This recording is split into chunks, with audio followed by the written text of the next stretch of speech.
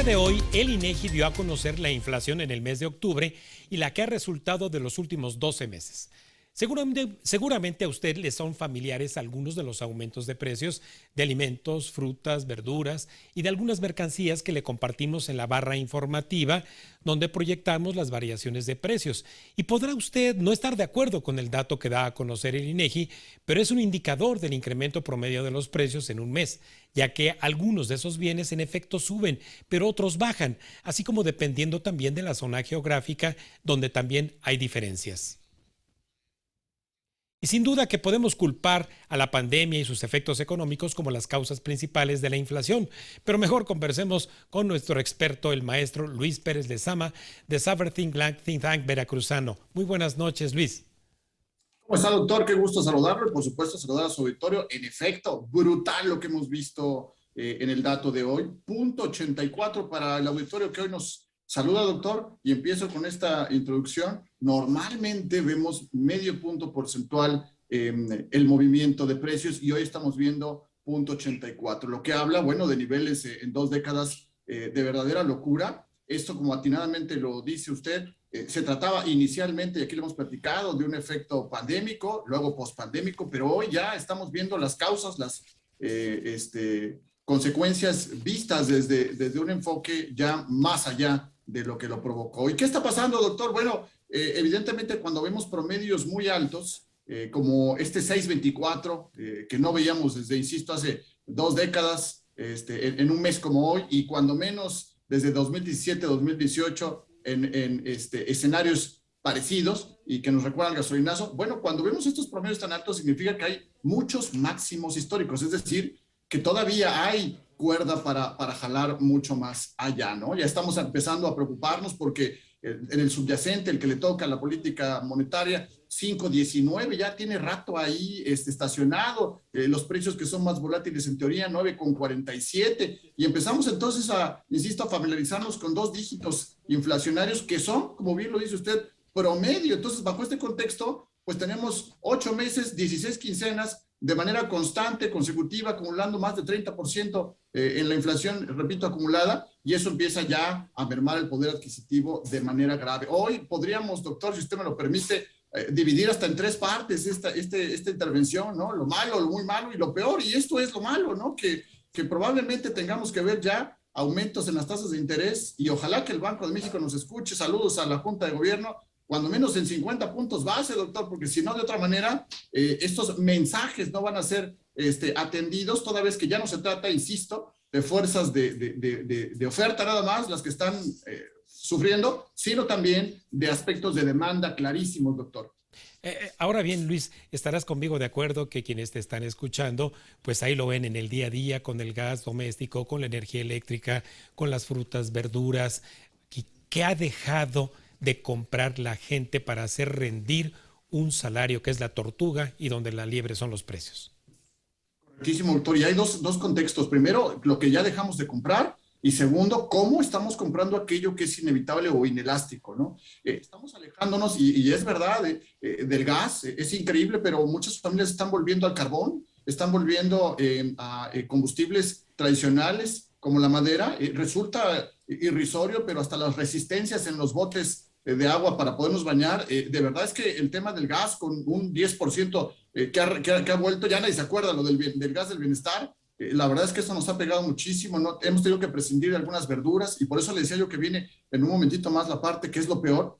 Pero bajo este contexto, lo que preocupa, doctor, es que ahora las compañías están teniendo que presentar lo que en su momento llamamos shrinkflation o reduflación, ¿no? Reducir los empaques. Seguramente el ama de casa que nos escucha, el trabajador que está terminando su jornada, dice, sí es cierto, el frijol ya no viene de 1 kilo, viene de 900 gramos, ¿no? Y ya estamos viendo pequeños botes de aceite de 170 miligramos mililitros, perdón. Yo me pregunto si son para ir a cocinar cuando vamos de campamento, o para qué son los de 170 mililitros. Entonces, esto preocupa mucho, doctor, y aquí viene lo que es peor.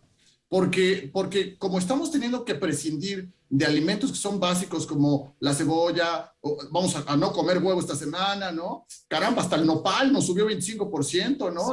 Tenemos que dejar de ver el tomate verde como algo indispensable. Bueno, eso trae una presión, y la presión es la del productor. Estamos viendo los productos primarios en 10,5%. Por eso hablaba de dos dígitos, 10,5% en su presión inflacionaria. Y los secundarios, que son los de la industria, los que tienen que ver con la parte de transformación, 11,5%. Entonces, todavía, repito, hay mucha más tela de donde cortar para trasladar aumentos del productor al consumidor. Entonces, eso nos lleva justamente a lo peor. ¿Y qué es lo peor, doctor?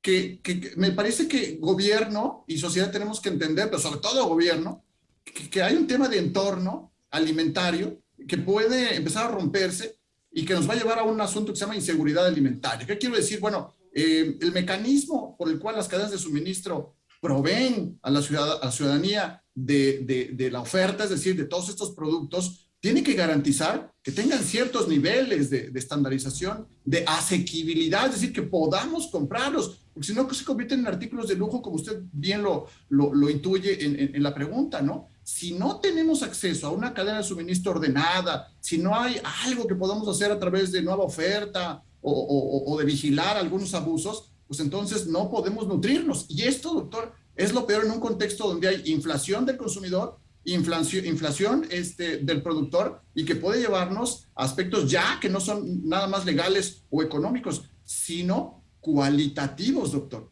Sí, ahora ahí mencionas algo muy importante. El índice de precios al productor reflejó 8,59% de incremento. ¿De verdad podemos creer que hay productores que transfieren a los precios de nosotros, de los consumidores, ese incremento en sus costos? ¿O hay de plano sí productores abusivos y cómo evitarlos?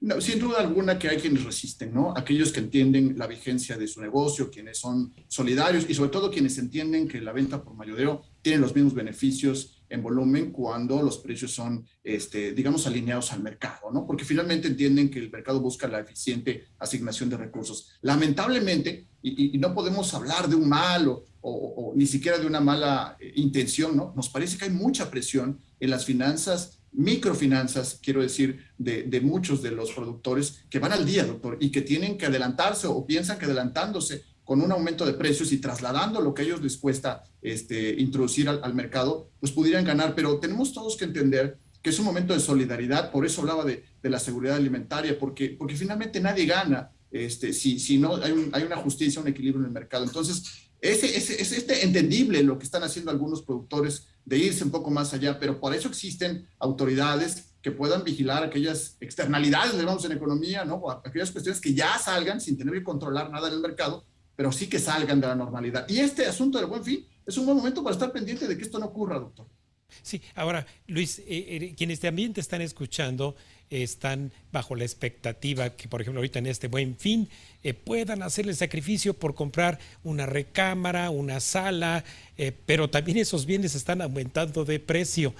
¿Convendrá entonces dejar esto para mejor momento y no endeudarse con precios caros y mejor tal vez por ahí en la cuesta de enero esperar a que esos inventarios sean ofrecidos en ofertas? Sin duda alguna, doctor. Si bien celebramos y tenemos que impulsar el consumo, como lo hemos platicado muchas veces y distintos analistas lo respaldan, la misma teoría económica lo respalda, el consumo es indispensable, sí, pero el consumo tiene que ir de la mano de productividad, ¿no? Entonces, me parece que este Buen Fin tendrá que ser muy cuidadoso para solo comprar de verdad aquello que se encuentre en una promoción, en un descuento. Por supuesto, evitar lo más posible la tarjeta de crédito, que hay que recordar que la tarjeta de crédito es para escenarios no sé, de emergencia, pongámoslo así. Sí. Si no lo necesitamos y solo lo deseamos, no es un buen momento, ¿no? Porque los precios productor incluyen todos aquellos bienes que son importados por un tema de tipo de cambio. Entonces, sin duda la recomendación está en no solamente al consumidor, sino decirle a los grandes almacenes, oye, ¿por qué no hacemos un Buen Fin de frutas y verduras? ¿Por qué no hacemos un Buen Fin de pollería? ¿Por qué no hacemos un Buen Fin de pescados y mariscos? ¿No? Ahí es donde tendríamos que promover, porque en los otros bienes, que además, doctor, vienen con una inflación importada de Asia, por el tema de microchips y microprocesadores, productos deportivos que vienen justamente de esa parte del mundo, pues van a estar mucho más caros. Entonces, yo pugnaría porque seamos muy inteligentes, por ser muy cuidadosos, por solo comprar aquello que realmente se requiere. Y pues bueno, también que los productores que están sufriendo por este contexto analicen si vale la pena abrir el abanico de promociones de Buen Fin y no solamente a lo tradicional, sino aquello que realmente necesitamos. Y me centro mucho en alimentos, bebidas y mercancías tradicionales no alimenticias, porque es lo que más nos está doliendo, doctor. Entonces, bajo ese contexto, si no nos ayudamos, vamos a padecer no solo un invierno muy crudo, sino un inicio de año todavía peor, fundamentalmente porque estamos delante de un efecto base. Esto es, el año pasado, a estas alturas, la inflación era baja. Entonces, cualquier medición que hagamos a fin de año y a inicio de año la va a llevar la inflación actual a más de 7% y iniciaremos el año con aumento de impuestos y otra vez aumento de salarios. Entonces, claro, o nos ayudamos o no sé qué va a pasar. Claro. Finalmente, Luis, el impacto que pueda tener la decisión del Banco de México de elevar la tasa de interés, uno podría esperar que en condiciones donde la inflación es provocada por demanda, pues la tasa ayude a frenar justamente la inflación de demanda, pero estamos ante un fenómeno completamente diferente. ¿Cuál es tu pronóstico para mañana? Yo desearía, doctor, en Saber, desearíamos que cuando menos 50 puntos base. Nos parece que bancos como el chileno y el brasileño esta semana han dado mensajes muy claros, golpes sobre la mesa. Si bien es cierto, el componente inflacionario, la formación de precios es amplia, tiene distintos factores y aristas, un mensaje del Banco Central, un mensaje mucho más fuerte, más decidido, nos pondría cuando menos en el camino de avisarle al mercado que estamos ahí detrás de ellos y que no vamos a permitir que ciertos productos finalmente se nos vayan de las manos. No va a resolver, sin duda alguna, sobre todo por el tiempo en el cual impacta posteriormente la política monetaria, pero nos parece que es momento de enviar mensajes claros y no confusos como se envían algunas veces desde otras latitudes.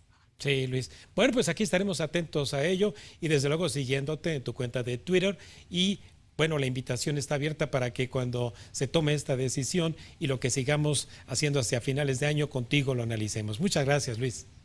Gracias, doctora. Seguirnos cuidando y estar muy pendientes de esta inflación pandémica. Cómo no. Muchas gracias, Luis.